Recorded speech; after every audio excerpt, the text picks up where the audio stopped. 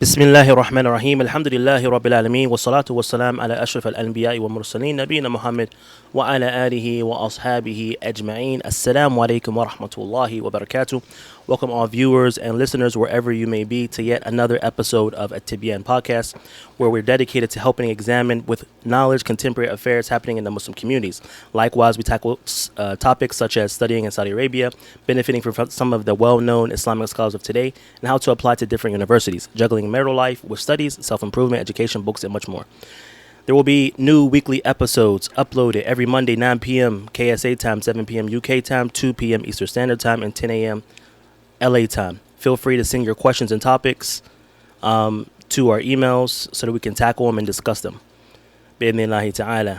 حياك الله أخي. كيف الحال؟ Allah hayyik, barakallah feek. Welcome to all listeners and viewers. Yeah, late start today, but inshallah, get it going. بإذن الله تعالى. Good to be back. Alhamdulillah. Alhamdulillah. What's new? What's going on? Alhamdulillah, nothing much. I've come across that khabar, good news. Yeah. The Umrah visa is going to be 3 months from now on. Hey, صح. So instead of 1 month, anyone that comes to Saudi with the Umrah visa, it's going to be 3 months. So it's basically the tourist visa, which was limited to limited number of countries. Now those that are not from those countries, they can still be here for 3 months with the Umrah visa. So alhamdulillah. Jameen, alhamdulillah. Honestly, I didn't even know people still use the Umrah visa. To be completely honest, I mean, those people not from the West, they've got no other choice. If you're from the West, then obviously a tourist visa makes more sense. Because tourist visa, the good thing about tourist visa, the Umrah visa is not. So the tourist visa lasts for a year. You can come in and out whenever you like. So the Umrah visa is one-off. Yeah. That's one major difference. Jameen. So if you're from the West, just get a tourist visa. If you're not from the West, take a Umrah visa. But the point is that anyone that wants to come here and benefit from the scholars for a couple of months, it's pretty simple and easy to do. Pretty simple now, alhamdulillah. Alhamdulillah. Jameen. And we'll post the links to that article, bi'idhnillahi ta'ala, below. Also, just a quick reminder to the brothers in Riyadh or the surrounding cities, whoever would like to come, the Dawrah, it's going to take place this weekend at Sheikh Ali's, Hafidhullah ta'ala, his masjid in Tawiq. So we say it starts on Friday with a kalima of Sheikh Saleh Sindi, which is going to be after Salat al-Maghrib. And then the Dawrah continues on Saturday, Sunday, Monday, Tuesday, Wednesday, up until, I think, Wednesday, right? Thursday or Wednesday. Yeah.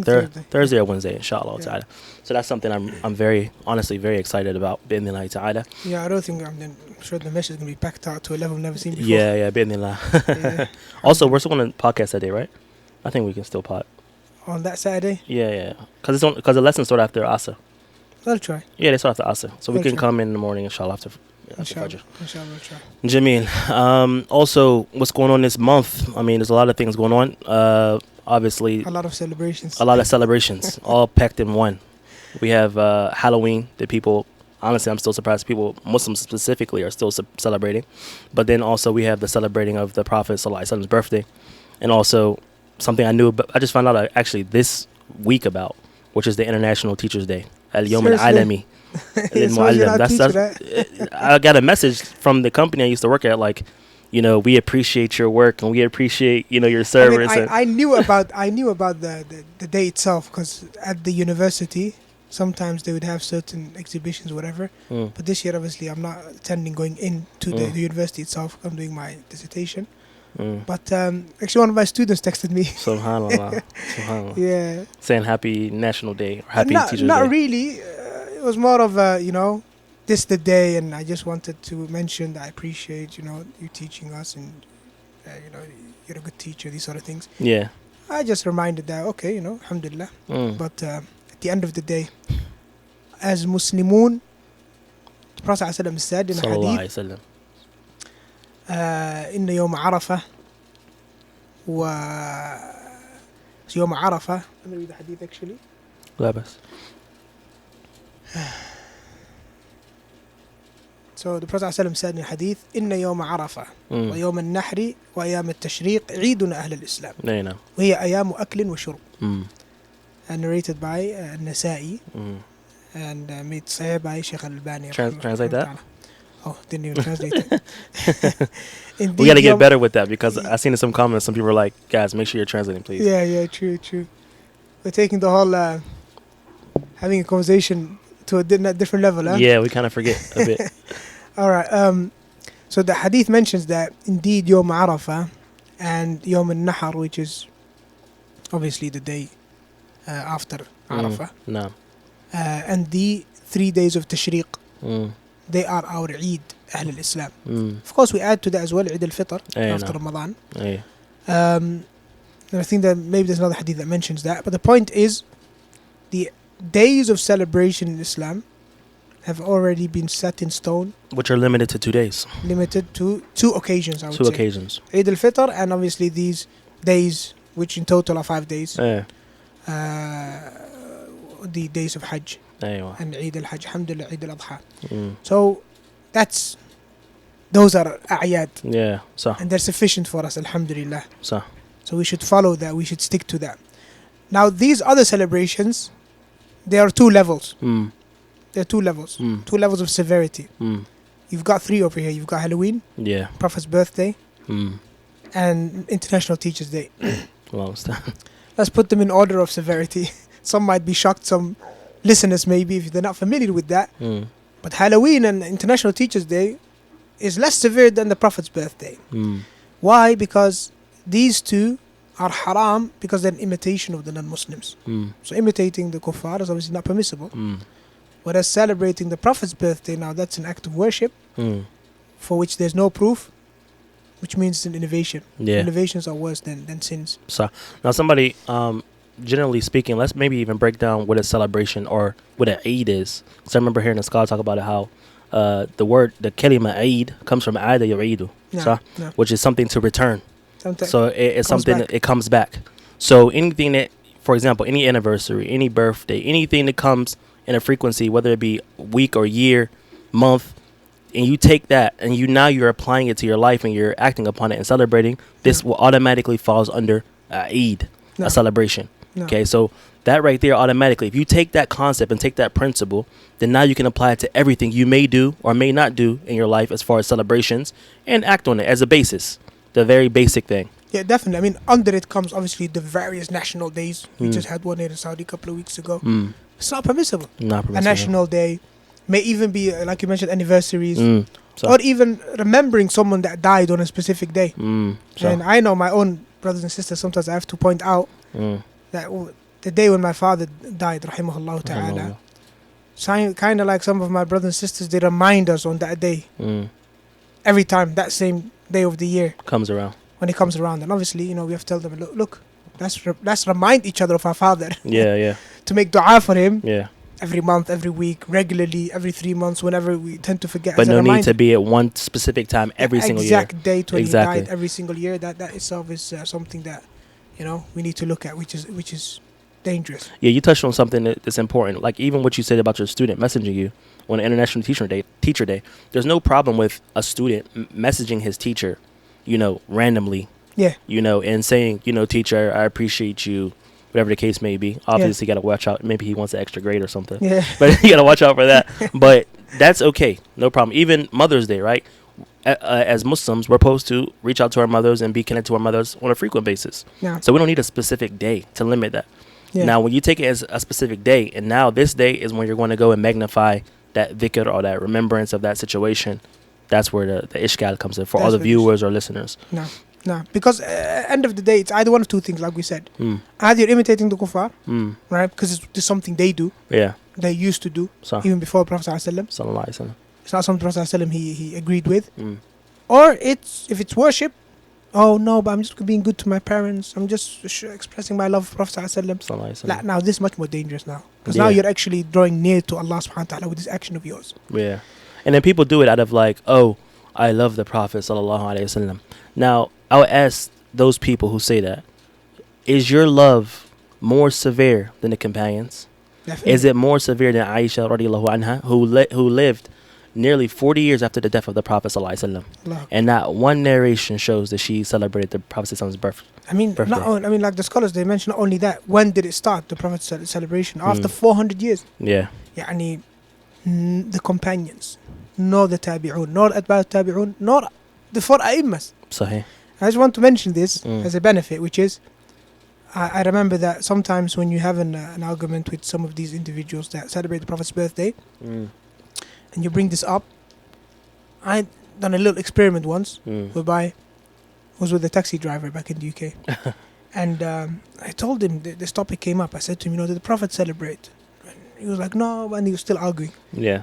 How about the companions? No, and he was still a bit active arguing. Yeah. And I said to him, did Abu Hanifa celebrate Prophet's birthday? He got quiet. which is quite sad. Yeah, so yeah.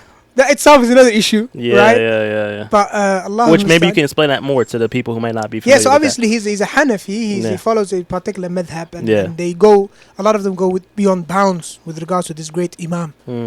So to the extent that when they hear a hadith, they don't pay attention to it. But when they hear Abu Hanifa said, automatically, a lot of such individuals they take heed. They take heed and pay attention and look at it like all it's of a something sudden. severe. Yeah, Allah musta'an.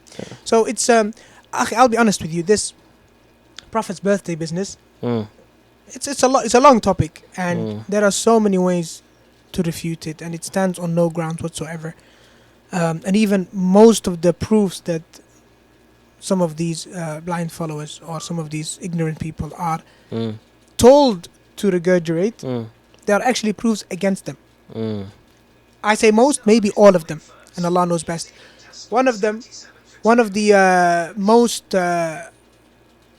oftenly used hadith is the hadith of Messenger where he mentioned that he was born on a Monday. Yeah. And he said fast on a Monday. Now this hadith is a refutation against them from so many different angles. It's unbelievable. Which shows you that when it comes to using proof, it's not just enough to establish that the proof is there, or that there's a hadith or an ayah that's related to a topic. And this is something a lot of people don't understand. They think that when they believe something, all they need to find is an ayah or a hadith that mentions the topic. لا. Yeah. الدليل شيء والاستدلال شيء آخر. صحيح. That proof has to apply to the situation. No. So when the Prophet Muhammad says that he fasts on Monday because he was born on a Monday, how can that be a proof? As a matter of fact, one brother he put on the group, you've seen that message, right? Yeah, I've seen it. That some of the shanaqita, they say that this hadith is a proof against celebrating Prophet's birthday. Why? Because the Prophet Muhammad fasted on that day, and we all know. So you can't fast on Eid. We can't fast on Eid. There are two things that are opposites. Yeah, exactly. Eating and drinking and celebrating and fasting are two opposites. That's why we have Eid al-Fitr after Ramadan. No. Sahih. What if somebody says, I'm going to celebrate Ramadan? You're going to celebrate Ramadan? How are you going to celebrate it? Exactly. By fasting. La akhi, that's not celebration is after. It's on Eid day. With eating and drinking. With eating and drinking. Like the hadith mentions that we've just said. Did I complete the translation of the hadith, by the way?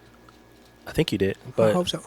We'll post in the description anyway. Inshallah. So that's just... so the point I was trying to make is, not to go too long on it, but this event itself, right? As much as it's something that we hate and dislike because it opposes the sunnah of the Prophet Muhammad ﷺ, and it's an innovation, still, Akhil Kareem, there's a lot of, subhanAllah, side benefits to it, if you like, from the hikmah of Allah subhanahu wa ta'ala. One of them being that this is, if you like, the number one example for explaining what bid'ah is. No. I can't think of a better example. It's one of the best examples to explain what bid'ah is. And it also shows us as Muslims, yes, the state that we're in as a ummah, and it also shows us the importance of focusing on the fundamentals. And I'll tell you why. Well, they might say it's a bid'ah hasana. Exactly, that's my point. Yeah. That's my point. Focusing on the fundamentals. Because I know a lot of brothers and sisters, they suffice with, it's bid'ah. Sah? So what's the Prophet's birthday? Akhi, don't do it, astaghfirullah, it's haram, it's bid'ah. And they stop there. Yeah. Akhi, what you need to know is that most Muslims don't even know what bid'ah means. Yeah. They don't even understand the whole concept of bid'ah. They don't understand it. So that's why they'll say stuff like, hey, look, isn't this microphone bid'ah? Sahih. One of their... Yeah. There's a microphone is bid'ah, a car is bid'ah. They don't know what bid'ah means. Sahih. Then some of them say there's bid'ah hasana. So this kind of like, it's a yearly opportunity, if you like, to clarify the sunnah. And only Allah knows best. And hopefully the viewers can comment in the YouTube comments, right? Those of you from a background, I'm not from a background where my parents or my family used to celebrate Prophet's birthday, but from those of you that are, please tell me, how many people actually were guided to the sunnah because of this mas'ala? Yeah. Seriously. Because this mas'ala, it is so clear. It's misguidance. It's so clear. You mean using the Prophet ﷺ's birthday to explain to people the sunnah? Exactly. That's what you're saying. Exactly. Yani, a lot of people, they live in this bubble where they look up to their sheikhs and they blind follow their sheikhs.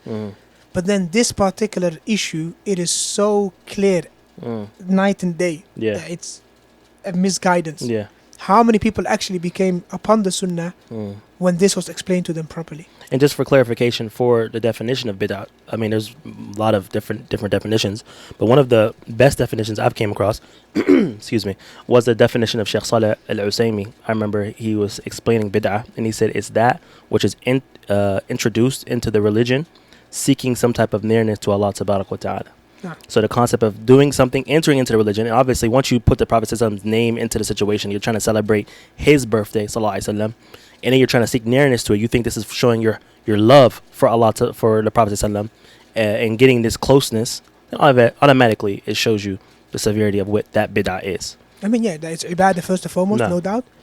And so again, we can't go into it, but this issue is so clear. Yeah, I believe a lot of people actually understood what sunnah is and what bid'ah is, and they opened their eyes as regards to the bubbles, the little bubble they live in, just because of this mas'ala. So it's an opportunity to clarify the sunnah. It's an opportunity to teach people the fundamentals, aslan. So, you know, Allah al-Musta'an. So as much as it's an evil act, no doubt, but we as Ahlul Sunnah, we should take it as an opportunity to cultivate the people and teach them the importance of these sort of things. And I want to finish off with a really funny conversation I had recently, or was that was many years ago in the UK. There was a group of youth who were very mashallah eager to spread this misguidance of celebrating Prophet's birthday. So they actually came outside a Salafi mosque, outside, to debate and tell the people come and celebrate. You serious? Yeah, I'm serious. So trying to call people to the celebrating the Prophet's birthday. Yeah, they're actually giving da'wah. Yeah. Wow, outside this is in Birmingham. Yeah, Birmingham. Yeah. Wow. Outside one of the Salafi masajid. So pretty brave, huh? Pretty brave, yeah. And I remember I actually spoke to one of them, and I said to him, "What's your proof?" I said to him, "Give us one proof from the Quran and the Sunnah, and I'll go with you right now." He's like, Allah subhanahu wa ta'ala says in the Quran, وَسَلَامٌ عَلَيَّ يَوْمَ وُلِدْتُ وَيَوْمَ أَمُوتُ وَيَوْمَ أُبْعَثُ حَيًّا, or وَسَلَامٌ عَلَيْهِ يَوْمَ وُلِدَ وَيَوْمَ يَمُوتُ وَيَوْمَ يُبْعَثُ حَيًّا. I'm like, okay, mashallah. I said to him, but you want to translate the ayah, and peace be upon him, the day he was born, the day that he dies, and the day that he's resurrected. No, Surah Maryam. Surah Maryam. Yeah.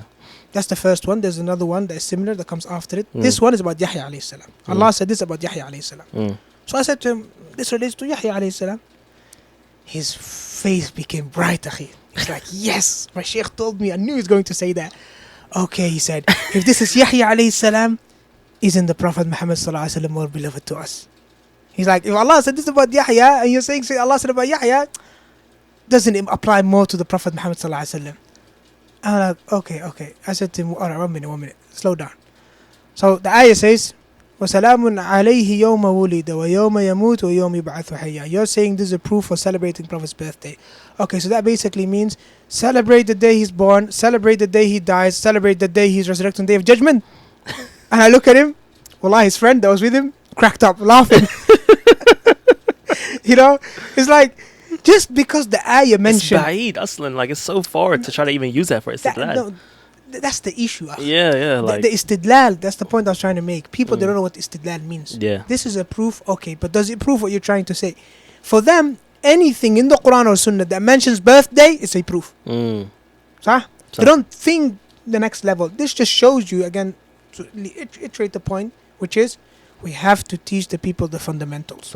You know, this 100%. Is the sort of, these kind of weak doubts they fall for, and they don't fall for it because the doubts are strong. They only fall for it because they've never been given the opportunity to actually learn what bid'ah means, the dangers of bid'ah, you know, following the Prophet Muhammad and his companions. These sort of things are alien to them, So again, an opportunity for all of you who might have family members or friends or people that you know that celebrate this. I say to you, take this as an opportunity. Na'am, I agree. I know that there's probably a lot of worse things that they do. Have you ever come across someone who's upon the Sunnah, Salafi, generally speaking. His only issue is that he celebrates Prophet's birthday. That's the only problem he has. I've never seen that. It, no. Bid'ah, it's a can of worms. Once you open it, khalas. Yeah. Okay? So yes, I agree. Those that celebrate Prophet's birthday, they probably got major issues worse than that. In their aqeedah and in their tawheed and what have you. So, explain those things to them. Yeah. But this issue in of itself, it is so clear. It's misguidance. Take this opportunity to at least make them understand the concept of bid'ah. Sahih. You actually reminded me of something when you said that the bid'ah, once you open it, it's a can of worms. It just takes you down a rabbit hole. Yeah. And that's exactly why the ulama talk about the bid'ah being ashad min al-kaba'ir. The bid'ah innovation being more severe, more dangerous than the major sins. Why? Because the major sin, nobody's going to do a major sin and know that they're doing it, seeking nearness to Allah and knowing it's right. No. More than likely, you'll know it's sinful and you need to stop it. Innovation, however, you believe Islamically that you're supported in that what you're doing. You believe that you have some text showing you that it's okay, and it's going to make it very hard to go and repent from that, because you believe aslan is from the deen. You believe it's from the religion of Allah subhanahu wa ta'ala, when it's clearly not. No, that's why someone said, instead of you say la tawbata li sahib bid'ah, that the person with innovation has got no tawbah. Not that Allah wouldn't accept his tawbah. Yeah, meaning that it's ba'id, and it's far-fetched that he would make tawbah. No, yeah, he thinks he's upon goodness. He thinks upon sunnah, Quran and sunnah. Again, this topic will never finish, but inshallah next year we're still doing a podcast. Inshallah we will. Inshallah. We'll do a dedicated, if you like, episode, just refuting some of the doubts that they might have, and how to, if you like, clarify the sunnah to people. Like I said, it's an opportunity to clarify the sunnah of Allah. Yeah. Inshallah, next year we'll make more use of it. Yeah, may Allah give us tawfiq to have consistency in doing the podcast. And I appreciate everyone who's listening and viewing and supporting the podcast, because things like projects like this, generally speaking, especially while you're trying to manage between studies, family life, etc., it's very hard to be consistent, because things always come up. Things always come up, and also you have your own things you need to juggle. So if you guys like the podcast and appreciate the podcast, please continue to support it. Spread it, give us your comments, give us your concerns, your likes, even the dislikes. Dislikes on YouTube it's the same as likes, really. Yeah, it's engagement. It's all engagement to the channel. So even if you dislike it, well, best, no problem. It's still a form of... And let us know in the comments why, so we can benefit from it. Exactly. But it's important. I mean, I think, Akhi, a lot of people, they overlook this. They overlook the fact that you, as the listener, have more power in making sure that this khair reaches everyone. 100%. You ever get on YouTube and you see some random suggested video to you? You're like, where is this coming from? That's the algorithm. It's not about you actually looking it up. It's the fact that people who might see videos you may have seen before or liking that video, they engage with that video. And because of all that engagement, even if the views aren't that high, the engagement automatically starts suggesting it to people who are like-minded or people who watch the same videos as you. Yeah, this applies to all platforms. All platforms. I mean, there's only a limited number of things that we can do to tell YouTube, hey, we've got a nice video. Yeah, this is really good. It's gonna benefit the ummah. YouTube, please help us. Yeah, only limited things we can do. Yeah. Tags, whatever, blah, title. Make sure we got a nice thumbnail. But at the end of the day, YouTube's going to listen to you. They're going to listen to us. 100%. You need to tell YouTube, hey, this is beneficial. Hey, YouTube, can you show the whole ummah or the whole world important this podcast, because it talks about sunnah and tawheed and important things. You're the one that has that voice, not us. And I think a lot of brothers and sisters, they overlook this. 100%. You open the podcast, you watch it on YouTube or even on any other platform. Billahi alaik, what does it take to click the like button? Just hit the thumbs subscribe up. button. It's free. Send a comment. Jazakum Allah khair, ikhwa. Wallah, it's free. It's free and it's easy. It's free and it's easy and it's beneficial, and Allah subhanahu wa ta'ala knows, how much reward you will get for just hitting the like button based on YouTube recommending it to someone else, changing someone else's life, guiding him to the sunnah. Things that you don't know, but Allah knows. Yeah, the person who calls the khair, his ajr is kafa'idihi, the one who does it. So you share in a reward by liking the videos. And by sharing the videos and comments on the videos, you have some reward in that. Seriously, they might not realize it, but wallah, it does. One click of a button and you can have sadaqatul jari. Hey, wallah. Amazing. It's amazing. I wish I was in their position, where I can just watch the podcast and click like, we have to come here and do this. But we do this. Alhamdulillah, we'll get the reward for it. But inshallah, don't forget the role that you play as well in spreading the khair. 100%. And don't overlook it. Don't look over. I think a lot of people, and the truth has to be said, because I found sorry, but I find that most of the YouTube videos done by Salafi brothers have got very low engagement. I've been on YouTube for a while, and I remember saying to my students that, wait a minute. I remember saying to them on the Telegram channel that, brothers and sisters, is it actually even worth it that I go through all of the headache of editing this video, uploading to YouTube, all this headache, if nobody's going to engage with it? Why don't I just take the Zoom class video and just post it on Telegram? Yeah. Is it even worth it? I mean, if it's not going to have any engagement. And at the end of the day, I don't really want to send my students to YouTube anyway. Yeah. Okay, I hope YouTube's not listening to this, right? Because of all of the ads sometimes, and now they made ads mandatory anyway. Some people, they text me, say like, Ustadh, your channel has ads. I can't stop that. I've been using the premium lately, and honestly, I've been you're using premium. The listeners. The listeners, generally speaking, the normal listener, they're going to see ads. Yeah, I advise everyone to get premium. Yeah, so if you're going to be on YouTube, get the premium. Yeah. I'm not giving a commercial for the premium, but I'm just saying, generally speaking, ads. I've found it to be amazing. Yeah, no It's ads. outside the topic. And there's student discount as well, you know that? No, I didn't know that. Yeah, you'll pay like 12 riyals or something. Huh? Yeah. Monthly? Yeah. Akhi, you're always holding out, akhi. Akhi, go for it, Allah for it. understand. Yeah. Anyway, long story short, we don't want to send people to YouTube anyway, but the only reason these sort of things are on those public platforms is in order to have a bigger reach. Exactly. So inshallah, make sure that everyone, you take part in that. And being on these type of platforms, it goes in line with the ulama, advice, like Sheikh bin Baz, he was talking about, when you see corruption, or when you see misguidance, or you see people calling to evil on these platforms, min bab al-awla, it's from more importance for you to be there calling to sunnah, calling to Quran and sunnah, calling to Khair, so people don't fall into that. So as much evil that YouTube has, we can't leave it to people of the evil. Sahih. And maybe and have YouTube be somewhere that has no Khair. So. Same thing goes with any other platform. But then again, like we said, how many people it reaches, and its reach, it's on you. Yeah, so please continue to support the channel, aid the channel, like the channel. We have some interesting things I think coming up soon, inshallah ta'ala. I'm very excited about wallahi. I told you about some of it, but okay. I'm excited, man. I won't spill the beans. Yeah, I'm excited, inshallah, to take the podcast, inshallah, to another level. Maybe even do some traveling, maybe even, have more guests on and things like that. Mashallah. So, we ask Allah ta'ala for sincerity and tawfiq. And shout out to those brothers and sisters that are already commenting. One particular brother, Jazakallah Khair, after every podcast, he's mentioned some of the gems. Yeah, alhamdulillah. He even without us knowing it, he said, you know what, I noticed that your podcast has these sections, X, Y, and Z. Alhamdulillah. We're like, yeah, actually it does. Yeah, alhamdulillah. So alhamdulillah, jazakumullah khairan. Yeah, man, appreciate that. So I guess we can move on to the question and answer section, huh? Nah. Do you have anything else on that topic? The Halloween, celebrating birthdays? No. I think we dealt with it, huh? Yeah. Yeah, Jameel, Tayyib, moving on to, there was a question that came up last week, on the comments, and I think it was connected to the question I asked you about memorizing Quran. Nah, it's your turn this week. Huh? I'm asking you this week. No, but we gotta. All right. No, we gotta follow up with that question first. Though. Okay, I follow up with that question. Yeah, but that question doesn't first. mean you're off the hook. Tayyib, shit. Yeah. So the question was, because last week my question to you was regarding memorizing Quran. Yeah. And then you answered it, Jazakallah khair.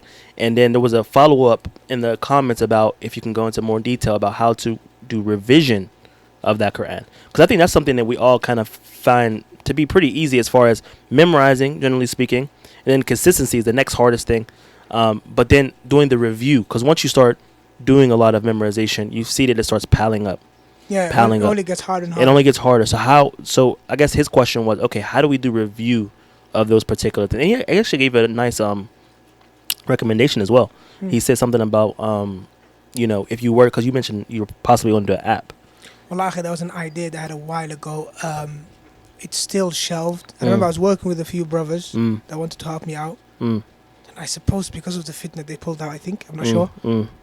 And so it's shelved. The ideas are there. Anyone out there, shout out. If you know how to make apps, if you want to contribute whatever, then let me know. But it was going to be a nice app. But did you see the feature he's talking about? Yeah. I didn't see that in any app, actually. Yeah. Something that's going to remind you, on your review. It's going to remind you about, for example, you already accumulated this much as memorization. Now it's time for you to go back and review this portion. Yeah, exactly. So the point about it was that most of the Quran apps out there anyway, you'll find it's more about the Mus'haf itself, or reading. Basically, they give you the Mus'haf, you can see it, you can listen to it and stuff like that.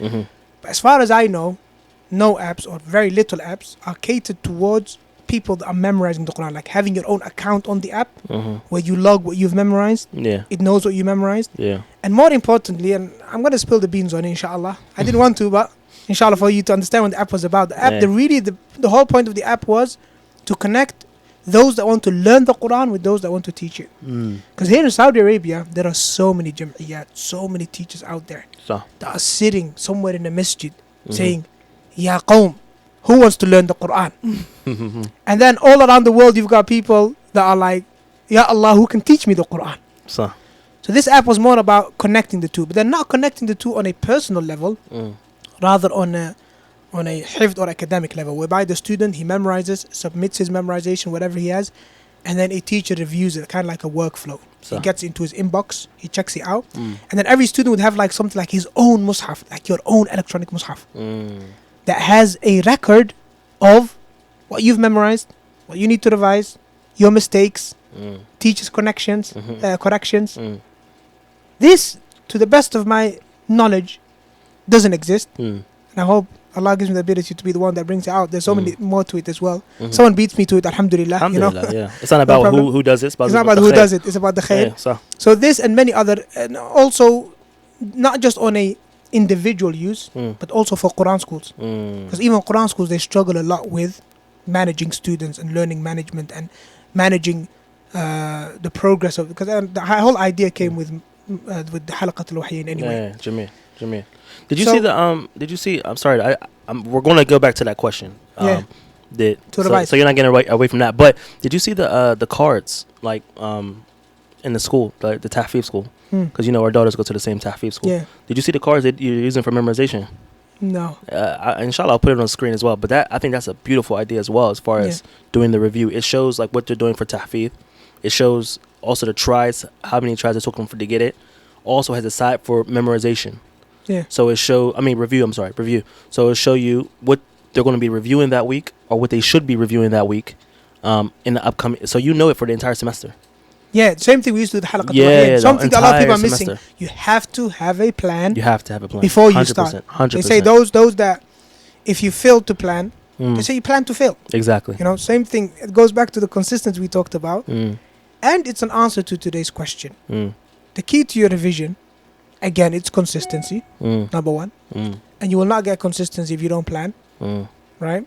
So you have to plan for that. You have to plan for consistency and optimize for it.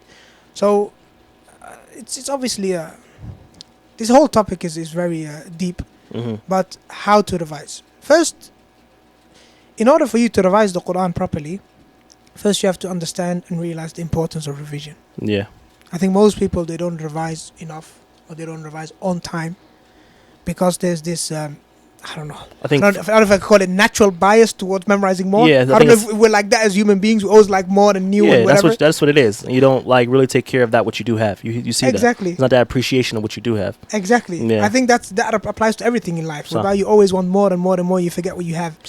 But the reality is that the Quran that you have is actually the Quran that you have, if you like. Yeah. You know, at the end of the day, it's what you've memorized, what's in your brain right now that will benefit you, because we have to look at it from a perspective of why are you memorizing, what do you want to achieve with it. Now if you're memorizing the Quran in order to use it to pray salah, to recite these surahs, you want to use it to pray qiyam al-layl, you want to use it to read it when you're on the road, you want to use it in order to remember the ayat and the verses when you need them the most, you want to memorize in order to quote these ayat and verses in order to benefit others. If you're memorizing the Quran for these reasons, and obviously I hope you are, yes, then none of these 5 benefits you will get from something you've forgotten. If you've forgotten it, you can't read it in your salah, you can't read it in your qiyam, you can't quote it, nothing. It's got no benefit, no practical benefit. So at the end of the day, the Quran that you actually benefit from is the Quran that you remember, and not the one that you forgot. So it's kind of like going out to fetch some water from a well. It's not about how much water you get into your bucket. It's about how much water you have by the time you get home. So if you got a gaping hole at the bottom of your it's bottle, counterproductive. And then you go and you fill it up, by the time you get back home it's empty. It's like, what's the point? Why are you filling a bottle or a vessel that has a gaping hole in it? First fix the hole, right? Make sure you don't lose what you have, and then fill it. It will eventually will become full. If it doesn't have a hole, eventually it'll get full. Yeah, 100%. But if it has a hole, it will never get full. You know. So. And one of the most important benefits that you get, and this goes back to last week when we talked about consistency, there are some side benefits to having strong revision. One of the biggest side benefits that you might not realize is the fact that it actually improves your memorization ability. As a matter of fact, it kind of like, how can we put it? You know, the way computers have RAM? Yeah. RAM is like the memory that you have at any one moment, right? Mm-hmm. Revising more Quran, it increases your RAM. As in, when you revise the Quran a lot, yes, you get strong in that, memorizing new Quran becomes easier. It's like we talked about last week as well, about how the memorization is, and using the brain, it's a muscle. It's a muscle. It's a muscle. Yeah. So the more you're using it, whether it be review, whether it be memorization, whatever you're doing, it's working your brain. Yeah. This is going to help you improve moving forward. Yeah, so you're basically making the vessel bigger. Because now you got more to store. If you got more to store, your brain would kind of like, if you like, put aside more space for the Quran. Sahih. Because now you have to keep a whole juz, 2 juz. And you're showing the brain that, you know what, I want to keep these 2, 3 juz. Your brain's like, okay, I got that. All right, let me dedicate some more space for the Quran than for you. Sahih. But if it's, you memorize a page, you forget it. Then you memorize another one, you forget it. Then your brain will only allocate space enough for the page. You know what I mean? 100%, yeah. I hope that makes sense. Yeah, it makes sense. And there's a nice book on this as well. From one of the imams, the Imma in Medina. Yeah. Abdul Qasim. Yeah. He has a book talking about Tasheel al-Hifz al-Quran and also Matun. Yeah. So how to make memorization easy and also Matun memorization easy. He's the famous author of the Matun books that I'm sure everyone's seen. Yeah. The Talib al-Ilm books, right? So the Mustawa Awwal, Mustawa Thani, Mustawa Thalith, Mustawa Rabi, the different levels, level 1, level 2, level 3, level 4. I think there's even level 5 and 6 now. Yeah. But yeah, so he puts in, it's in the muqaddimah of every single book, but he also has a book specifically dealing with this topic of making memorization easy and what to do. It's an art. It's an art. Yeah. But it gives you like just generally a blueprint of maybe something you can follow, you know. I think a lot of people out there don't have a blueprint. They don't have, you know, some of us come from communities where we don't see memorization focused on a lot or given an extreme importance. I think you guys have it, especially in the Somali communities. Like from what I see, it's like it's a must have. Definitely. As far as sometimes even maybe beyond bounds. Yeah. But by memorization is if given more than its level. Because we have to be true. Memorizing is one thing, but more important memorizing is understanding. Of course, 100%. Just like Sheikh Fawzan, I remember one of his classes, he was asked about someone who memorized a lot of different mutun and books. And then he was like, something around the lines of, okay, so mashallah, you're just another nuskha of that book in the maktaba. You're another copy of that book. You know?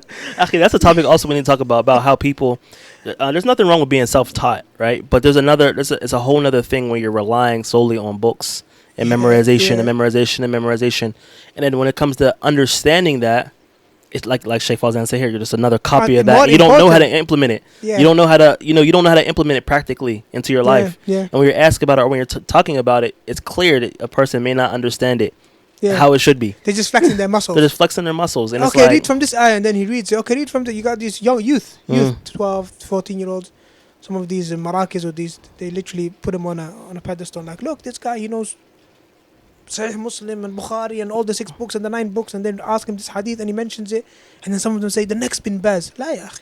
Yeah, that is Bin Baz not Bin Baz because he memorized all these books. Bin Baz because he has knowledge and understanding and wara and taqwa. Sahih. That's what gets you to that level, not just memorizing books. 100%. So, anyway. Which memorization is important. It's important. And we're not saying it's not important for the viewers, for our listeners. It is important, 100%. Yeah. But it has to have the balance also with understanding. No. I remember Sheikh Fawzan also mentioned about how he was being asked about what's the best book to study, for a new talib al-ilm. What's the best one to do hifd of and, try to implement into his daily routine. He said, the one that your sheikh is teaching right now. No. And I thought that was very important because, I remember when I first came here, people would say like, I don't want to go Sheikh Fawzan. Right now he's teaching, I think it was Umdatul Fiqh at the time. He's teaching Umdatul Fiqh. It's kind of over my head and things like that. But it's like, it's still an opportunity for you. It's Fawzan teaching. It's Fawzan. I mean, you're going and getting a book under a scholar. And sometimes it's not even about, I I mean, don't get me wrong. The knowledge itself is very important, and going and understanding the book is very important. But also, you get other things in them durus that you don't get online, that you don't get from recordings, which is seeing the adab of the teacher, and seeing how he deals with the question and answer, seeing how he carries himself, and it's just, that right there, like you don't get that. You don't get that when you're sitting in America, or you're sitting in the UK. You don't get that when you're reading a book. You don't get how he said it, how he presented it. It's completely different. But attending the durus of these kibar, wallahi, for me personally, is one of the biggest iman boosts 100%. I go to the lesson, I come out with my iman boosted. 100%. You know, just like Umar radiallahu anhu said, one of you might leave his house with a mountain load of sins, and then he attends a gathering of knowledge, and that causes him to make tawbah such that he returns back home with no sins. Allāhu Akbar.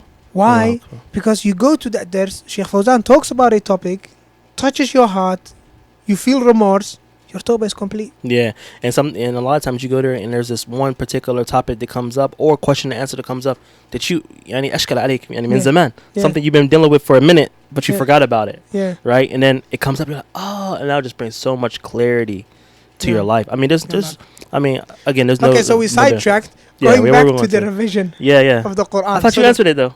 No, I just mentioned let's go one back thing. to it. All right, let's go back I said one thing, which is understand the importance of revision. Yes, I 100%. think that's where most people go wrong.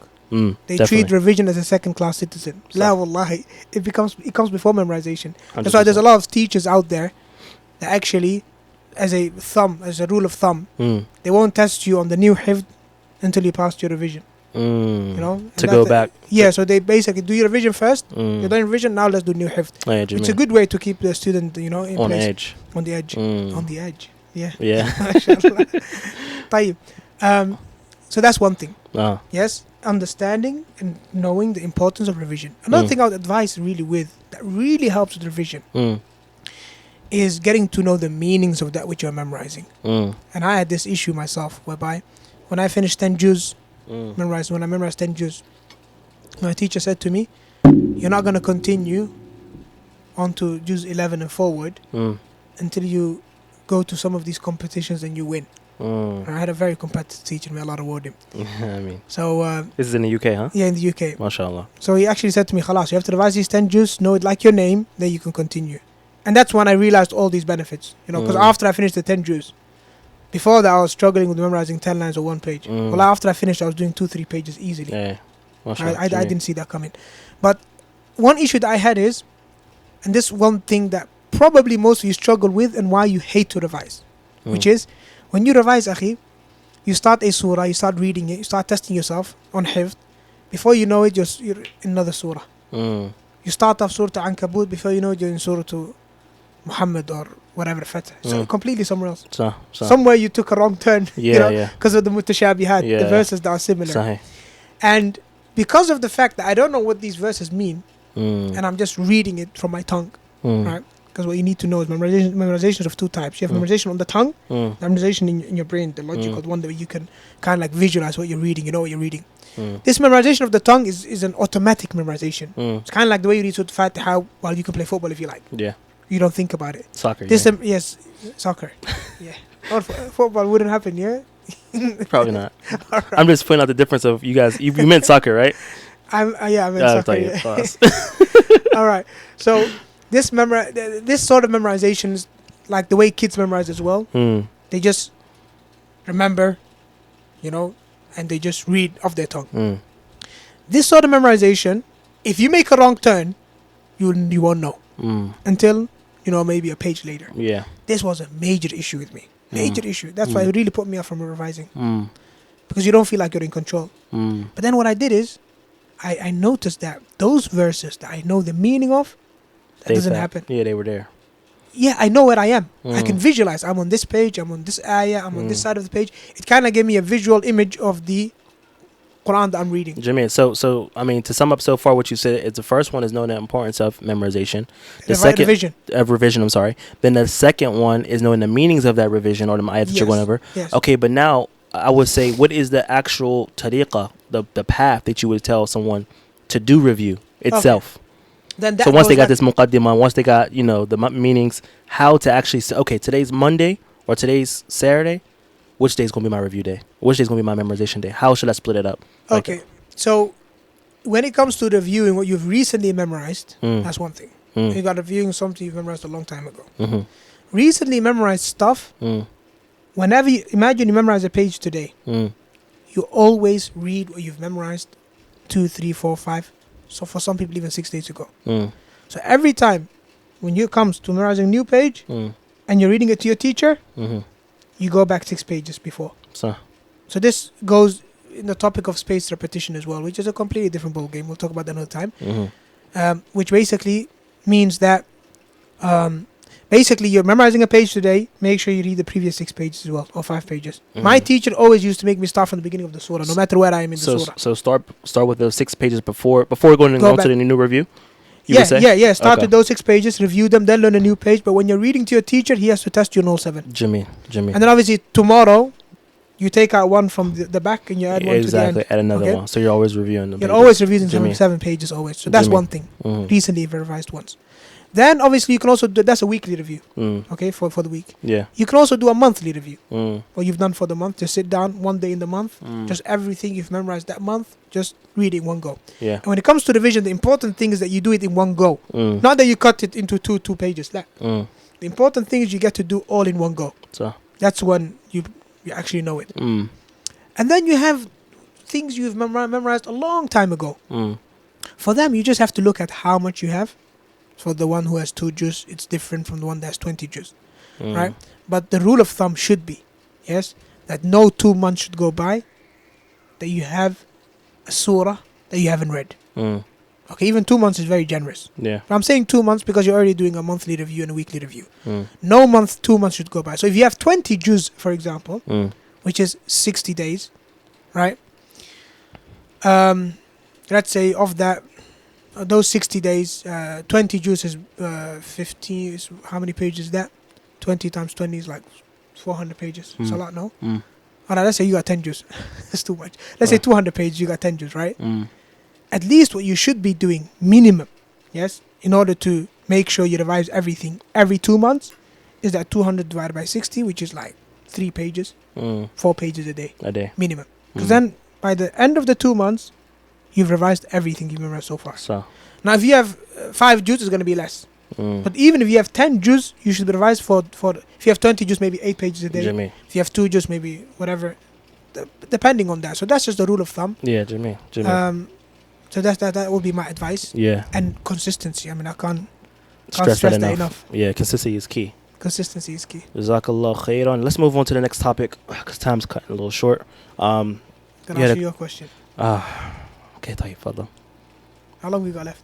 We got a little time. Depends on the question. I want you to give it justice. طيب, I'll give you justice. Alright. So the question basically is, again, something that is related to something you've covered in one of your podcasts. Okay. So I'm taking things slow with you. I guess. Alright. Obviously you talked about how some people have mistreated you in the fitna and you went through a lot.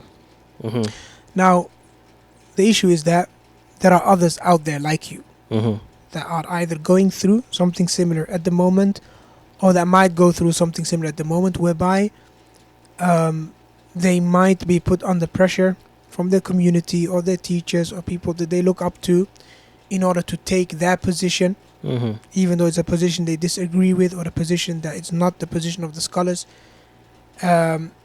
So what would your advice be to such brothers, or even sisters for that matter, who are going through that? How can they get through that without, kind of like giving up? Because that's a danger. Yeah. It's a danger. I mean, I've heard of individuals that have left the fold of Islam because of these kind of fitan, whereby, they are boycotted or the likes because they're not falling in line or the likes. Yeah. When it's issues that, are not sunnah or bid'ah, or issues that you have to do wala and bara for, and and they don't feel like they have to blindly follow anyone. So what would be your advice for Abdullah or Aisha or Khadija or Khalid or whoever it may be, young Muslim practicing, and now they find themselves in a situation whereby they're being boycotted or they're being, oppressed. Jameen, Jazakallah khair. So firstly, I would say one of the biggest things that I thought helped me get me through the fitna was the fact that during the time when the fitna started and this was happening, I was living out by Sheikh Ali, remember? Yeah. So I was very close with a scholar who can help me with these affairs. So everything that came up to me that I felt was a little bit, out of my understanding, my scope of what was going on, I would go and try to seek some type of, understanding, even if it was something which was, I guess you could say, kind of like uncomfortable question. Because, I don't think a lot of scholars like dealing with some of these questions. Some of it's like, some situations we have, you'll see, like you can gauge the room that it's like, maybe it's not suitable at this particular time or place. If they know you on a personal level, then definitely. Yeah. Yes. If there's someone they've never seen you before. Yeah. And they might. Yeah, you might want to hold off. Yeah. For a little bit. Because they don't know you. They don't know what you're gonna do with their advice. Exactly. Exactly. And that's the mushkila. We have people come who ruined it for everyone. Yeah. They come, they secretly record, they secretly get questions and pass them on and put them online, whatever the case may be. Yeah. That's another conversation. So I would say that was one thing. Also, what was I going to say? Yeah, you got to really look at your ikhlas. Look at your sincerity to Allah subhanahu wa ta'ala. That's going to be your gas, so to say. It's going to keep you through. It's going to keep the vehicle moving, right? You're going to need to really look at, trying to seek out the truth. And the truth in Quran and Sunnah, ala fahm salaf as-salih, and not upon the understanding of Ustadh Fulan or Sheikh Fulan, but rather the truth and what is legislated. Thirdly, there was something I wanted to mention to that as well, which was that, it slipped my mind. SubhanAllah.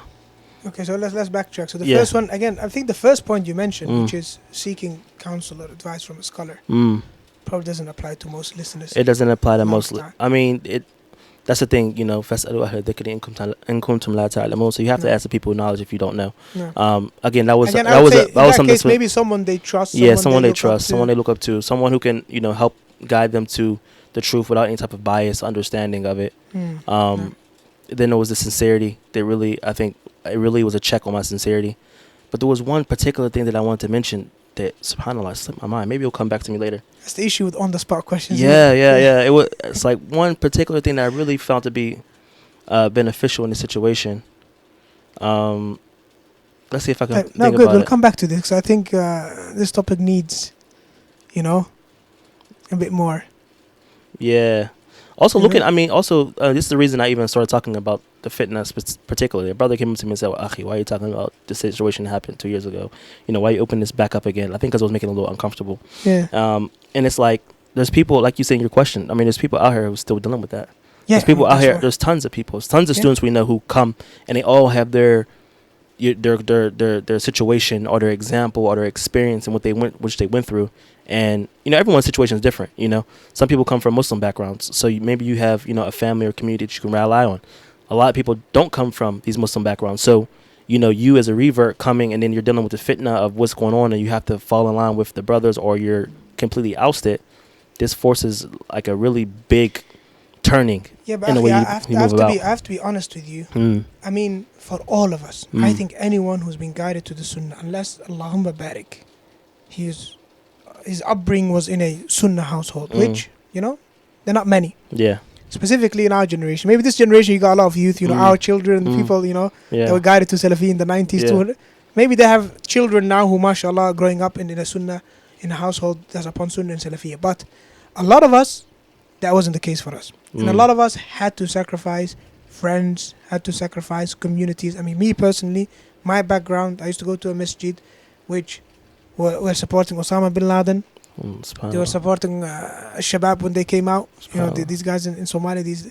And any sort of extremist ideology that comes out, they used to support at the beginning, and then when things get out of hand, they would drop them. That's what I say. Like that's why I'm saying that everyone has their own experience, their own situation, and it could be to different levels with different people. Exactly, but then the point I'm trying to make is that even though I came from that background, and that's the sort of community that I was part of before Allah subhanahu wa ta'ala guided me to the Sunnah and Salafiyah, Akhi, they were not half as cruel as what you've been through. Yeah. And they'll argue with you and be like, okay, you shouldn't be, and blah, and they'll talk about this, come with their shubuhat, but they wouldn't come for me and my family and my wife, they wouldn't, even if I go to their mosque and I decided to pray, You know, Yeah. they still bring me close. But to the extent of literally demonizing someone, backbiting them, and make them public enemy number one. Yeah. Alhamdulillah, I didn't go through that, but we all had to sacrifice. Yes. But for those of you that have to go through that, then at the end of the day, it's like you mentioned. Yeah. Ikhlas. Yeah, Who you ikhlas. doing it for? If you know you're doing it for Allah, for Allah's sake, Mm. you know what Allah has in store for you is better. Oh, that's the third thing I was going to mention. It just came to me now. A very important point that I think that people need to do when this fitna happens. Because I've seen a lot of people go to extremes with regards to this. And some of them, like you said, have left the religion. Some of them have left sunnah. Some of them have left that circle and just traded it for another circle, you know, to get in with another group of people, and who may not be upon sunnah, etc. So you have to make sure when the fitna happens, when anybody, and this is generally speaking, either anyone who does you wrong, you have to separate the people from the actual minhaj of the salaf. Oh. This is something that I think you really have to focus on. Is their actions in line with, and this goes back to sincerity and asking a scholar, and also, you know, studying with knowledge the situation, but is their actions in line with that which comes in the Quran and Sunnah? No. If it's not, then clear, which in the situations you see it's not. So you clearly have to separate. Okay, that's him, and that's their circle, and Don't that's their. ascribe it to what they. Don't ascribe it to that which they claim to be called. Exactly. Don't ascribe it to that, because people, you see that people ascribe it to that, and then next thing you know, they're with the Hizbis. Next thing you know, they're with the Ikhwanis. Next thing you know, they're not practicing. Next thing you know, they're nationalists. Next thing you know, and it's like you didn't separate their actions, who are people who are acting, you know, in an oppressive manner, from the beautiful minhaj of Ahl Sunnati wal Jama'ah, the beautiful minhaj of Salafiyya. I think one of the biggest tactics that Shaitan employs. I mean, not just on a Sunnah Salafi level, even on a Islam level. Yeah.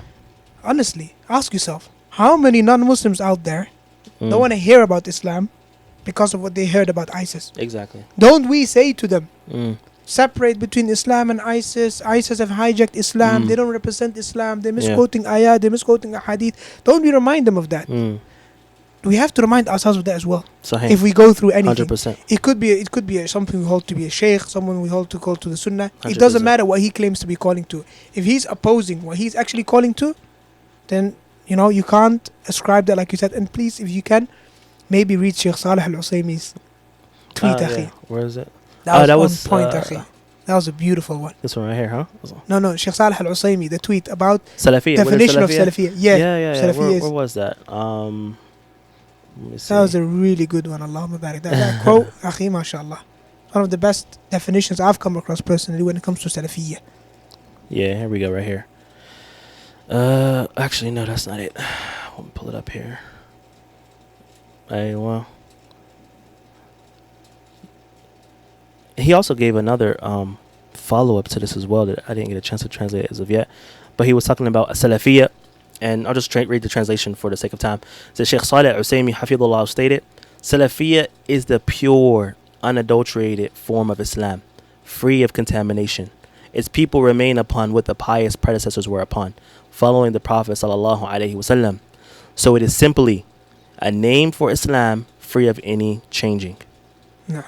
That's what Salafiyya is. That's what Salafiyya is. So not what Fulan and Allah. Not what Fulan is upon, not what the this publication is upon, not upon what this group is upon, this message is upon, this markaz is upon. It's upon what the Prophet ﷺ was upon, and it's Islam in its essence, uncontaminated, unadulterated, not having any type of blemishes upon it, and acting upon that.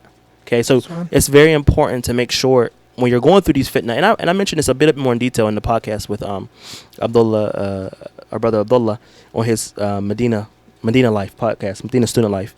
We were talking about this, and I mentioned different pointers for people who are going through fitna that they need to go back to, and I took it originally from Sheikh Abdul Razak's advice on fitna as well. However, I mentioned that to say, like, this is one thing that you have to make sure you pinpoint that I didn't mention on that podcast, which is separating this from that.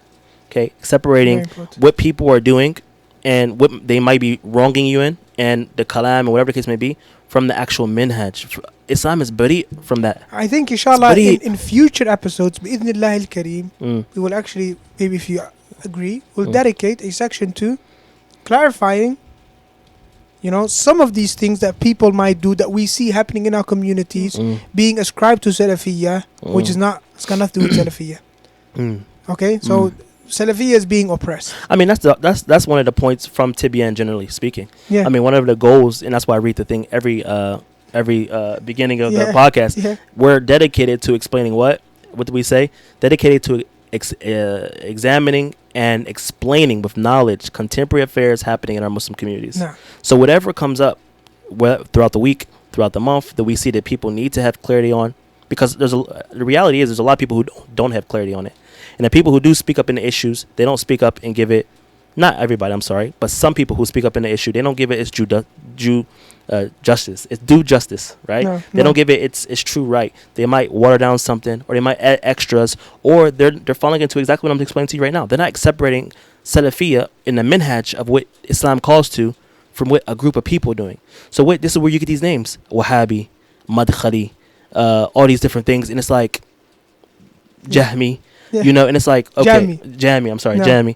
You explain this, and it's like, no, you're not separating. Still, you keep connecting us to this particular group of people. Even the non-Muslims, if you read their translation of the Quran stuff, the Mustashriqun, the Orientalists, they call us Muhammadans. Yeah. Muhammadans. They don't say Muslims, they say Muhammadans. Again, connecting to a personality. Or, inshallah, I think this is something very important, and I want to remind everyone of the famous Arabic proverb. كل يدعي وصل بليلى وليلى لا تقر بذاك. صحيح. You know, the Arabs, they always come with this proverb, which is everyone claims to have a connection to Layla. So Layla is like a figurative speech for a very beautiful woman. Yeah.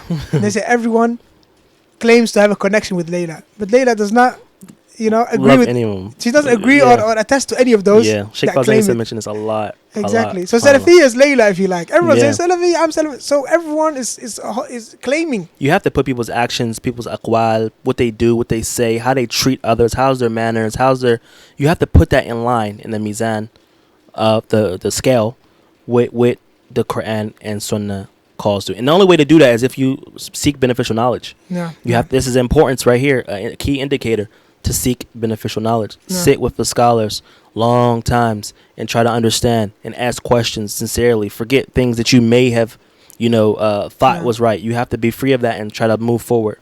So I think that know the truth, you'll know its people. 100%. And I would just finish off with that, oh my dear brother, oh my dear sister, if you feel like someone who is ascribing himself to the truth, if you find that he oppresses you and he does something that you know to be wrong, yes, you know it to be wrong, you know that it's oppression. Now if that's the case, then how are you ascribing that to Salafi or the Sunnah of the Prophet? The fact that you know it's oppression, how then are you going to leave Salafiyya because you think to yourself that Salafiyya calls to oppression, when you know that Salafiyya, it goes back to Muhammad sallallahu alaihi wasallam and his companions. So if this person is oppressing you and you know it's oppression, then if that proves, it only proves that this person is not acting upon the principles of Salafiyya. Yeah. Because Salafiyya doesn't call to that. 100%. 100%. The fact that you know it's oppression should make you know for a fact that what that person has done has nothing to do with Islam, Sunnah, or Salafiyya, or anything else that Allah subhanahu wa ta'ala has revealed. Yeah, Sahih. 100%. Yep. I mean, just, subhanAllah, there's so many, that topic is so vast. You can go into it for a whole podcast, honestly. I can talk about it forever because there's just so many things that I've seen that was so inconsistent. Like even reading through the ahadith and Arba'in Nawawiyya or going through different things, generally speaking with the ulama, you see like the Muslims' honor is haram, right? Yeah. You can't transgress it. No. But when you see this happening, it's like, wait, but they said... Yeah, but 1 minute, but he calls to Salafiyya. Based upon Salafiyya, you start it has to be okay. If you're honestly being genuine and you're being sincere and you're trying to really seek out the truth, you start seeing those inconsistencies.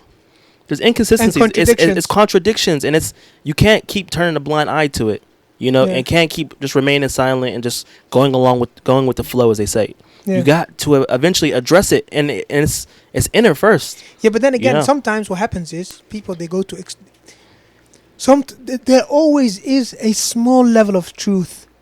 Yes, that kind of like sugarcoats things that are really bad. So for example, I mean, that's with any misguidance. The shaitan, Allah says in the Quran, وَلَا تَلْبِسُوا الْحَقَّ بِالْبَاطِلِ وَتَكْتُمُوا الْحَقَّ وَأَنْتُمْ تَعْلَمُونَ. Shaitan, he always likes to get some haqq and some batil, mix it up so people accept it. Exactly. Because batil, like that in its naked form, everybody run away from it. Yeah. It's ugly, disgusting. I know you're about to go into something, but there was one thing that I always seen, which was regarding this issue, which was that they would some people would use these ahadith, right? But they would only apply it to their circle. So when you hear about not oppressing a Muslim, not talking about his honor, not taking his blood, whatever the case may be, this was only for that circle. That's my point. And they give that little baltid like so-and-so is different from this circle. No, but then that's why you can't say that's what I mean. Even when they do that, it's not based on nothing. Yeah. They come with a shubha. They come with you with the istithna'at. Yeah. That An-Nawawi mentioned in Riyadh al-Salihin. Yeah. Yes? So these are exceptions to the rules. Yeah. An-Nawawi, rahmatullah alayhi, talked about situations where you're allowed to backbite a Muslim. One of them being, which is true. And all of those exceptions, they're true. They're upon ilm and everything.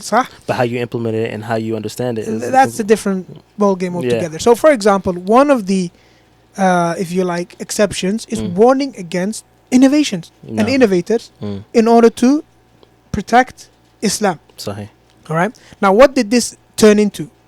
It turned into backbite whoever you like, yes, until it's proven he's Salafi. Wallah. Yeah. And the whole ruling turned upside down. It's meant to be, do not backbite any Muslim. It's haram to backbite a Muslim. These are the exceptions to the rule. It turned into you know what? You can backbite anyone that you like, until you find out. Unless he's Salafi. So that's why I've heard this many times. Guilty until proven innocent. No, not only that. To the extent that you say to someone, Akhi, ittaqillah, why are you backbiting? He says to you, but he's not even Salafi. What? One minute, Prophet said, Allah says in the Quran, وَلَا يَغْتَبْ بَعْضُكُمْ بَعْضًا يعني بعضكم يعني بعض السلفيين بعض فقط. Sahih. Yes? Prophet said about the Muslimun, يعني مسلمون سلفيون فقط. لا. This applies المسلم يعني السلفي أخو السلفي فقط. ما في المسلم أخو المسلم. The Muslim is a brother to his Muslim, even if he's an innovator. You are not allowed to backbite anyone. It's haram, except if it's for maslaha diniyya. Yeah. Okay, you're not backbiting this innovator or this individual for his personality. You're not going after his personality. Exactly, and even that's done with in the realms of a particular way of how to do it. You're talking about the innovation he came with, warning against it, clarifying it. You're not after his personality. 100%. And you're not going beyond the qadr. Yeah. Okay? الضرورة تقدر بقدرها. Because this is a necessity, it has a certain qadr. Yeah. You don't go beyond. You don't go you don't go above that limit. So the scholars, they mention, if you're about to choke on some food, there's nothing there for you to drink other than alcohol. Yes? Then you're allowed to drink the alcohol in order to get that whatever that you're choking on to get it out. 100%. All right? Yeah. But هذا يقدر بقدرها. بقدرها. So when doesn't that mean happens, you drink the whole bottle. Yeah, خلاص, you're done and now you just finish. You take what you need and you move forward. Same thing if somebody breaks into your house. If you have a machete or a gun, but you know you can take him out with your jujitsu. He doesn't have a weapon. Or you can shoot him in the foot. Or you can do something easy, to lessen the damage. You do that. You don't go in straight to the head. Yeah, exactly. You get what I'm saying? So or even if you're dying of hunger. Exactly. You only have his haram food. You only eat the amount that keeps you alive. Sahih. Okay, so again, same thing when it comes to ghiba. Ghiba asal haram. But there are some times when it's necessary. Sahih. But you don't go beyond its bounds. Exactly. And that leads us to our last topic. Yeah. Which is, because I think this is what leads people into thinking that maybe they have the green light to speak about people without right, or speak about people's personalities. And that is, they'll say, well, Fulan has a tazkiyah. He has approval. A recommendation from someone particular, from the scholars. And we need to listen to him. And we need to follow him. And, and do everything the way he does it. Exactly. Even if it clearly goes against what we know. So your question, Barakallah Fiqh, leads to the final one, which is the final topic that we're going to discuss today, which is about Tazkiyaat. What are Tazkiyaat and how some people misuse them completely. I think the whole topic really it came up because of a tweet that I had seen, that we've seen. Someone, basically it was a tweet. I don't need to go into names or whatever, but Fulan, Sheikh Fulan, he's got Tazkiyah from this sheikh and that sheikh and that sheikh and that sheikh, that sheikh. Most of them who died, rahimahumullah ta'ala, and some who are still alive. But we know this individual not to be a person who has actually studied and sat with, any of those scholars, other than, visits for Umrah or the like. Hajj, But he wasn't known for, that individual hasn't been known for actually sitting under the feet of the scholars for a lengthy time, benefiting from them, other than visits. No. Right? But now, They're saying, of this individual saying, look at this individual, he's got Tazkiyaat from Fulan and Fulan and Fulan and Fulan. So that's why it really came up, which is the misuse of Tazkiyaat. If you like, I would call it weaponizing Tazkiyaat. So. Right? A lot of people, they're out there to weaponize Tazkiyaat. Right? They're using it as a weapon. This person, he has Tazkiyah from this Shaykh, khalas, everything he says, we have to take it. Okay, because Shaykh Fulan recommends him. Yeah. When we know that person, his reality to be different than that. And sometimes not even that the Shaykh done a Tazkiyah as in, and we need to differentiate, akhi, between what the Tazkiyah is about. Yeah, I was going to say, let's back it up just a little bit and explain. Tazkiyahs, in its essence, is something which is from the religion. You know, this is like comes in the beginning, the Muqaddimah of Sahih Muslim. He mentions the isnad, or the chain, being from the religion, and it's the famous statement of Ibn Sirin, what everyone I'm sure heard of, which is inna hadha al-ilm ad-din fanzuru amman takhudhu dinakum. So indeed, this knowledge is, or this type of knowledge is deen. Okay, it's religion. So look at who you take your religion from. Okay, so it's established. Khatib al-Baghdadi, rahimahullah ta'ala, who died in 463, he did a whole bab, okay, a whole chapter, so to say, on this topic, and he named it لا يأخذ العلم إلا ممن شهد له بالطلب. Do not take knowledge except for that one who has testified to, you know, scholars have testified to him and he has sought knowledge. So tazkiyah is from the deen. No. Okay, and we understand that. You know, you have to we're going to talk about it, but there's two types. Okay, generally speaking, it goes back to, you can have a tazkiyah from a known scholar, mu'tabidin, you know, people realize that this is an alim, or it can be somebody who, for example, there's a lot of people who've never studied in under a scholar, specifically speaking.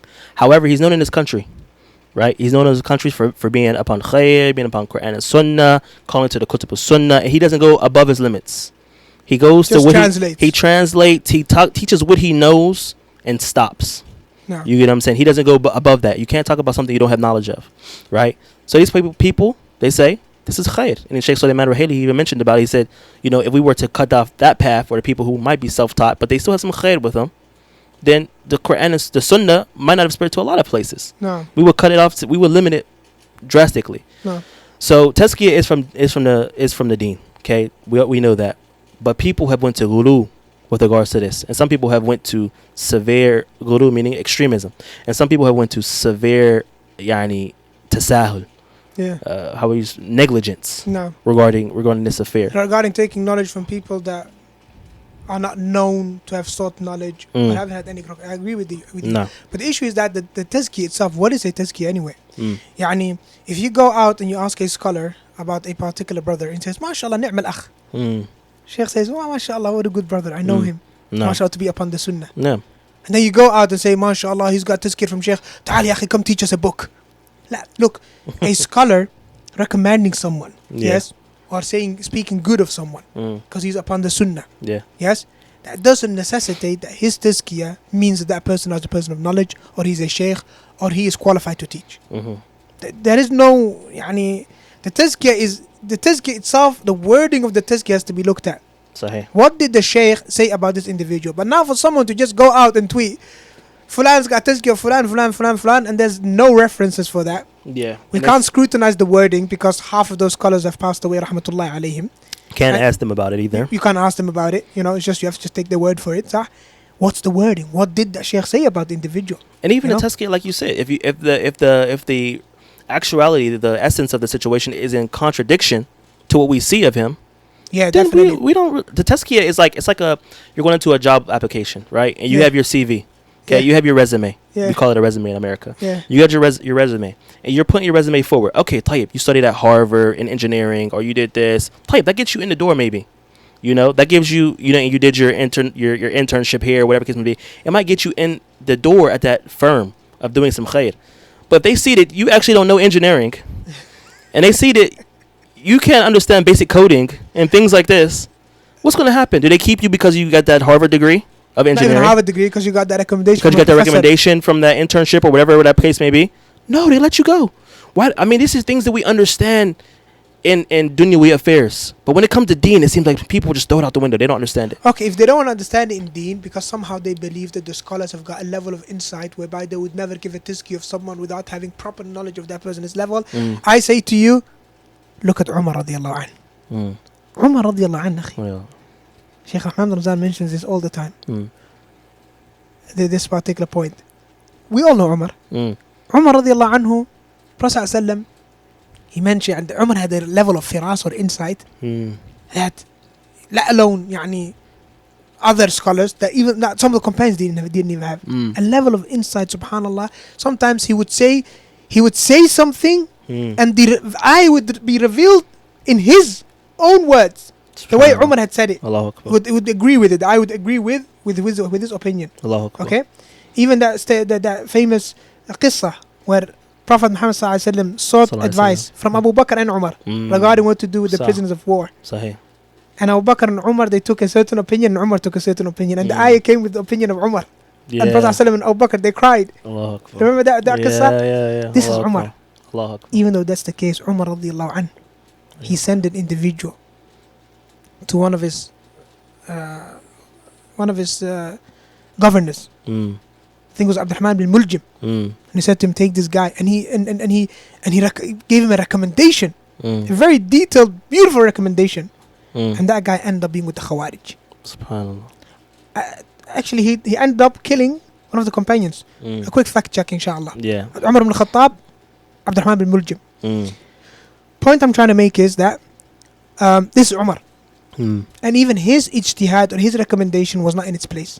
Why? Because the recommendation that somebody gives is based on the knowledge that he has about the individual. 100%. He doesn't know what's in the heart of the individual, let alone knowing what's going to happen to this person in the future. Yani when you give me Tazkiyaat from Mashaykh from 10, 15 years ago that have passed away for a person that is alive today, what do those Mashaykh know? What could if they have known what this person is going to go through? It's so common sense, like seriously. Give us a Tazkiyah from a scholar that's alive today, that we can access today, that we can speak to today, that we can go to today. Okay, fine, we can double check. And even if we do give you, even if they do give that tazkiyah from that shaykh today, it's still something which is ijtihad. We only see you for Umrah and Hajj.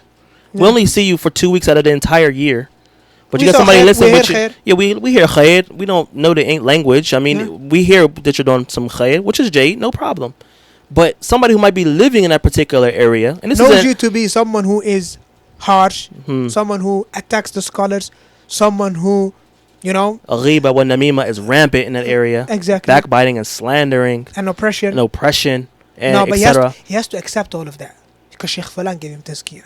It's okay. It's alright. The Shaykh wouldn't have given tazkiyah. Wallahi, this reminds me of something. And none of this is directed, again, guys, this is not directed to no particular people. It's the mas'ala at hand that I'm sure people are dealing with, whether it be America, whether it be UK, whether it be Australia, whatever the case may be. People are dealing with this, okay? But it reminds me of something when fitna finally began, right? And I remember calling one of our elder people who were attending lessons with us, our elder du'at, or translators, you could say. And I was like, we've been sitting in these lessons with, Sheikh Adil Mansour at the time. And we were learning and benefiting. And we knew, things that was going on for some time, even before it hit mainstream and everyone was talking about the fitna. But I'm like, our brothers are saying something completely different. What do we do in a situation? Like, we know, like we've seen with Dalil, we've seen tweets, we've seen what they say. We knew it. Personal interactions. Exactly. The fitna, when it happened, it wasn't new to people who were here on the ground. No. It was something that was going on for years. Yeah. So what happened was, I asked him, because he's older, I'm looking for his wisdom, etc. He says, Akhi, we need to follow our brothers because, Sheikh Fulani and Sheikh Fulani recommended them. Excuse me? He said, yeah, we have to follow the brothers. I said, Jazakallah khair. Hung up. Didn't even really speak to that brother since. He went on to warn against Sheikh Ali. He went on against the sittings of Sheikh Ali and different things. I mentioned that to say that some people are caught up in this rhetoric of Tazkiyaat to the point where they know clearly with evidence that the situation is khilaf, is indifference to that was taking place. But they still will say, you have to belie your eyes, belie your ears, yes, and just accept the Tazkiyah. Exactly. And ignore everything that's happening. Yeah, exactly. One brother, he quoted something, he tweeted, a nice tweet, our brother Ilyas, Hafidhahullah, which relates to this topic. It's on point, akhi, Allahumma barik the tweet. He said, it is a mukhalafa in the Salafi manhaj to believe that the tazkiyah of a scholar, which is their account of what they have witnessed about someone, and not their knowledge of his hidden reality, which goes without saying, of course, that it takes precedence over that individual's own actions and speech. Exactly. And that you believe right now that a shaykh's tazkiyah of what he has witnessed on the outside, yes, what he knows, that it takes precedence over the reality of his actions and speech. Akhi, this is a mukhalafa not just of Salafi manhaj, it's mukhalafa of your tawheed, akhi. Exactly. To the extent 100%. that, how are you accepting that this scholar knows everything? So. Everything that's hidden and out, such that you accept and take his statements about this individual who you with your own eyes see that his actions and speech contradicts what that scholar gave him tazkiyah for. SubhanAllah. So he says the tazkiyah of a scholar, the tazkiyah of a scholar does not make the innovator mubtadi' a Salafi. Nor does it make the sinner, the fasiq, a pious taqi. Nor does it make the ignoramus jahil a person of knowledge. If the reality is other than what that tazkiyah states. So that 100%. tazkiyah states that this person is a person of knowledge, but we know him to be someone who is ignorant. Sorry. This tazkiyah states that he is someone of taqwa, but we see him being someone who openly does fisq. La. Tazkiyah states that he's person upon sunnah, when we see him openly calling to innovations and people of innovations, we say sorry. SubhanAllah. Allah and we excuse the shaykh. Yeah. Why? Because he's not alam al-ghuyub. Sahih. Only Allah knows the knowledge. Because some they would argue, la, this belittling the shaykh. We're not belittling the shaykh. We excuse him. We say he didn't know this. He didn't know. Yeah. He didn't know. No problem. Nobody has got knowledge of the unseen. 100%. But I'm not going to dismiss what I can see with my own eyes. 100%. Because some sort of discipline that you have. It reminds me of and you touched on 2 points. One is that it's very important that we make sure we rectify our tawheed. Aslan. And this is why we see in Kitab al-Tawheed, Sheikh Muhammad Abdul Wahab, his book, he talks about this, the people who follow the scholars in making things that are permissible, halal and halal, haram, etc. Imam Ahmed, what did he say? He said, Ajibtu min qawmin. I'm amazed by people who know the correctness of the isnad, right, and the statement, but yet yadhabun ila ra'i Sufyan, but they go to the statement of Sufyan. Who is Sufyan? Allah Akbar. The fact that you dismiss something, the fact that you dismiss something to be the truth, that you witness with your own eyes, because someone else said, that itself, it means, your At-Tibyān has got a major question mark. You need to go back. Yeah, he went on to just to further explain. He asked the people, because he mentioned the ayat about fitna, and he said, what is fitna? He said, fitna is the fear that something what zayg will go and attach to your heart, and then what leads you astray. Okay, so when you start down this rabbit hole of denying what you know to be the truth and what you know to be Quran and Sunnah, what you know to be haqq, etc., Imam Ahmed is saying here that it's going to eventually lead to that zayg taking over. You're killing your heart slowly, because it goes intertwined with the tawheed of a person, your sincerity, your ikhlas, and speaking truth. So it's a major affair, to be honest. That we have to make sure that we correct. Anything else you had on that topic? No. I think it's an important topic, but again, we can never give justice to any one particular topic. Inshallah, we'll deal with that another time. So, but I think the takeaway really goes back to, that famous theme: personalities. Yeah. Stay away from personalities. Be someone who is attached to the truth. There's another statement connected to the tazkiyah that I want to cover as well, which is I think this is something we can deal with in a complete other segment by itself, but it is taking the tazkiyat back to 1 or 2 scholars only. And Sheikh Sulaiman Ruhaili, Hafidhullah Ta'ala, he dealt with this question when he was in Emirat, and he was discussing it. He said that we do not connect a tazkiyah or say that it must come from one particular alim, wala alamain, and not 2 scholars, wala thalatha, or not even 3, right? But rather, it's important that it comes from one of the scholars who are known to be from the scholars, who are trustworthy, or a particular body from them, and that he is someone who's able to take knowledge from. Okay. In other words, someone is teaching, and then it is asked who gave him tazkiyah, who recommended him to teach. So then you go ahead and you say Sheikh Fulan and Sheikh Fulan and Sheikh Fulan. But then he says to you, no. But what did Sheikh Fulan and Sheikh Fulan say about him? Hey, this is mukhalafah. Why didn't he get tazkiyah from Sheikh Fulan and Sheikh Fulan? Exactly. Yeah, that tells you enough, they say. That doesn't say anything. He hasn't studied with Sheikh Fulan and Sheikh Fulan. He's not Salafi until Sheikh Fulan know him. Exactly. How many mashayikh, how many ulama are there? He studied with these mashayikh.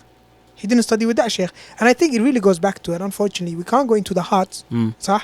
But this to me seems like, you know, it might be the result of, like we said at the beginning, weaponizing Tazkiyaat to the extent that it gives you a level of monopoly. You know, whereby if you just want the Tazkiyaat to come from 2-3 mashayikh only, yes, and those 2-3 mashayikh happen to know you the most and know you the best, and you dismiss all other Tazkiyaat, then of course you're going to have a monopoly on the da'wah, and you're going to have a monopoly on what's to be said, and everybody will fall in line with what you have to say because you're the only one. Yeah. So you're kind of like, you're turning your Tazkiyah into some sort of, you know, it's a some sort of commodity, yes, that's hard to get hold of. Exactly. Exactly. They use it as a everybody ever played the game Monopoly, right? You get that get out of jail free card, right? Yeah. No matter what mukhalafa you falling on the board, no problem. Here's your tazkiyah. Here's your get out of jail free card. Yeah. That you treat it like that. Like it's just a green card to get you out of anything. And that's غير صحيح. Allah musta'an.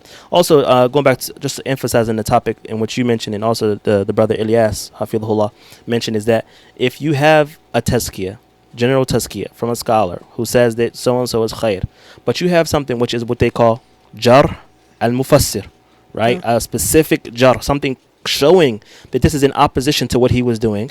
Khalas, we throw that tazkiyah out. We don't really care that much about it. Yeah. As we gave examples and as we talked about.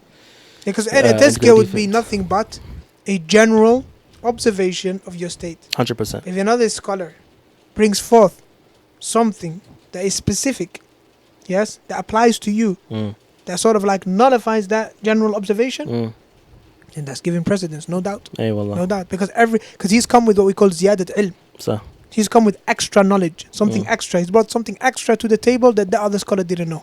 Yeah, we need to stop treating tazkiyah as like they're like golden tickets. Yeah. Wallahi, I know people who are very, very beneficial in America, and they have no tazkiyat that I know of, at least. No. You know, they are people who've been just benefiting the communities for years and years and years and years. Alhamdulillah, like our brother in Masjid Tawheed. And I think the reason they don't have tazkiyat, and this is the reality, akhi, is that those people who are seeking knowledge for the sake of Allah subhanahu wa ta'ala, and all they care about is pleasing Allah subhanahu wa ta'ala, they don't go out of their way to get these tazkiyat. So unless someone from amongst their students goes out and asks the scholar, yes, he's not the one that will sort of like yastakhrij, that gets this tazkiyah out of the shaykh. Yeah. Whereas those people who want to quickly get somewhere, if you like, who all they care about status, all they care about is, you know, for people to listen to them, and they've got ulterior motives, it's easy. It's easy to go to a sheikh, attend his lessons for a couple of months, get close to him, and then be like, Sheikh, you know, I come from this community and I want to teach and nobody's listening to me. Please, can you give me some sort of tazkiyah? Can you write something for me? Or you instruct some of your close friends or some of the other students to go out and ask. And I've seen this happening by someone from the same gang, if you like. Yeah. They would literally, you know, take turns going to the sheikh and ask about an individual in order to get that tazkiyah. Obviously, voice recorder is ready. Sheikh, and obviously they also play the victim most of the time. SubhanAllah. It's like, yeah, Sheikh, our noble brother, he's being attacked and he's being targeted and this, and we need to stand up for him, Sheikh. You know, what have you got to say? Kalimah to difa', you know, to defend him. And then the Sheikh, you know, obviously wanting khair, you know, speaks out and gives some. So this again explains why there are people out there who are doing an amazing job, who have knowledge, yes, and who are effective in their da'wah and, you know, doing a lot of khair. They don't have tazkiyah. This what explains it, because they never went out to look for it. So never think, my dear brother and sister, that the level of tazkiyat or the number of tazkiyat, either in quality or quantity, either in terms of quality, in terms of the sheikhs that gave the tazkiyah, or in terms of quantity, the number of sheikhs that gave him tazkiyah, never ever think that that is some sort of, if you like, measurement for a person's guidance, or a measurement for a person's knowledge, or the like. Because at the end of the day, like I said, these tazkiyat, it all depends on, you know, who is more eager on getting them. So if you're more eager on getting them, then, you know, then you'll have an easier time. 100%. Allah keep us steadfast and keep us upon ikhlas. Allahumma, I mean, I think that's a good place to stop for this week. Bi'idhnillahi ta'ala. Just a quick reminder again that the conference or the Dawrah with Sheikh Ali's message starts this weekend. Bi'idhnillahi ta'ala, which I'm really looking forward to. May Allah ta'ala make it Khair and make us sincere and allow us to benefit. Allahumma ameen. Do you have anything final you want to say before we stop? No, nothing other than, inshallah, like, subscribe, share, comment, like we said, help in the spread of Khair. 100%. And if there is those people who want to assist financially, that's also in the description, because again, this type of stuff does, at the end of the day, we're both Tullāb, and we are trying our best to make sure we still set aside time to do these things, but we still have families and we still have equipment we need to buy and things like that. So if anybody wants to help financially, that would be or even manpower, even if anyone wants to volunteer as well. Yeah, that's true. Certain things, yeah, we 100% can do, because it takes a lot of effort. I know. Yeah, 100%. I know. فجزاكم الله خير والسلام عليكم ورحمة الله وبركاته.